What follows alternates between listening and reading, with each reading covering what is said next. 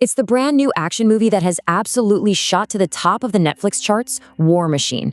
But is it actually any good? We're going to break down exactly what the critics are saying to help you decide if it's really worth your time. So picture this. You open up Netflix and bam, there it is, sitting right at #1. It's got Alan Ritchson from Reacher. It looks like a huge, explosive action flick. But you're wondering, is it actually worth my evening? Well, that's the exact question we're here to answer. You know, The Guardian pretty much sums up the high concept pitch perfectly. They just said, what if Predator, but Transformers?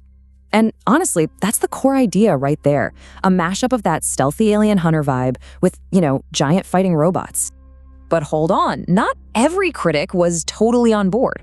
Tom's Guide calls it an explosive dad action movie, which, hey, that can be fun, but they also point to a baffling ending.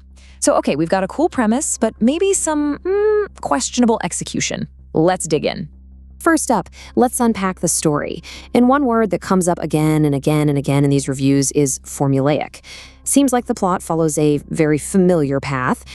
So the basic premise kicks off with Alan Ritchson's character. He's a soldier, he's driven by trauma, and he joins this super brutal ranger selection program.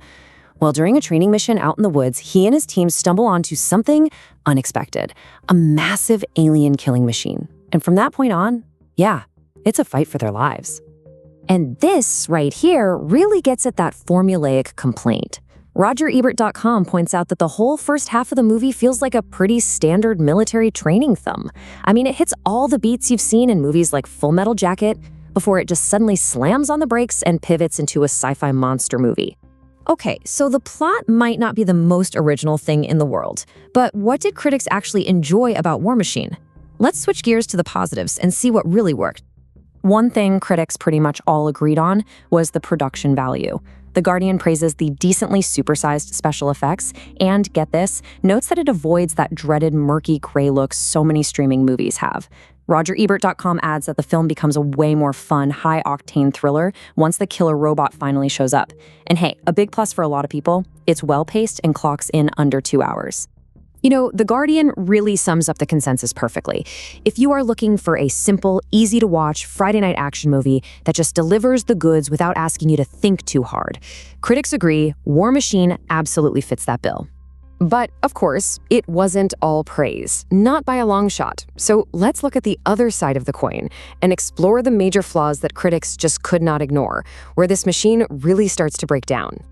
Okay, the single biggest complaint, and I mean you see this echoed across the board, was the misuse of its star, Alan Ritchson.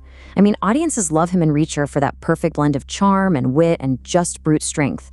But in War Machine, the script saddles him with this brooding, quiet, almost morose character. It just fails to use the charisma that made him a star in the first place. Now, to be clear, nobody is saying he gave a bad performance. The reviews call it serviceable and physically demanding, but as The Guardian puts it, he's stuck in the thankless mode of haunted, which just isn't what makes him so much fun to watch.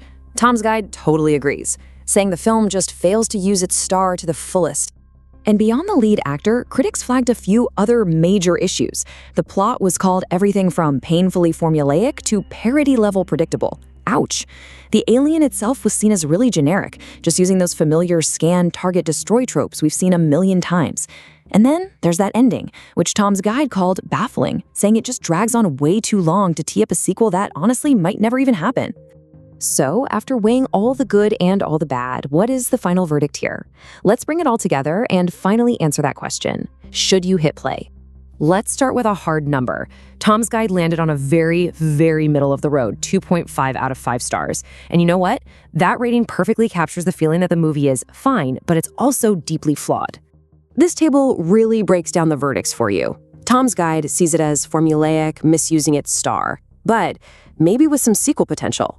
RogerEbert.com thinks it gets way better once it just embraces its ridiculous side. And The Guardian, well, they just nail the overall consensus. It's a serviceable, but ultimately forgettable watch. This final quote from The Guardian is the perfect encapsulation of all the reviews. Serviceable for the moment, yet never memorable enough for the moment after. It's a movie that does its job while you're watching it, but it probably won't stick with you for very long once the credits roll. So it all comes down to this. The critics have laid it all out. War Machine is a visually solid, easy-to-watch action movie with a misused star and a really predictable plot. The decision is yours. Is this serviceable but forgettable thriller what you're looking for tonight? Hopefully, this helps you decide.